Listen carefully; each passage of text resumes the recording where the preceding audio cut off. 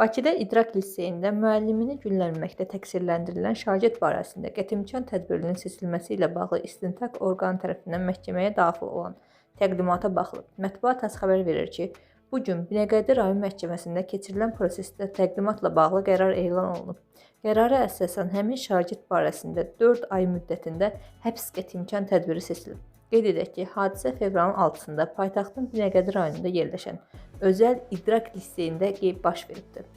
Baş Prokurorluğun mətbuat xidmətinin yaydığı məlumata görə məktəbdə şagird tərəfindən odlu silahdan atəş açılmaqla müəllimə xəsarət yetirilməsi faktı ilə bağlı rayon prokurorluğuna məlumat daxil olub. Hadisəni törətməkdə şübhəli bilinən şagird saxlanılıb. Faktla bağlı Binəqədi rayon prokurorluğunda Azərbaycan Respublikasının Cinayət Məcəlləsinin 29.120.1-ci qəsdən adam öldürməyə cəhd maddəsi ilə cinayət işi başlanılaraq ibtidai istintaq aparılır.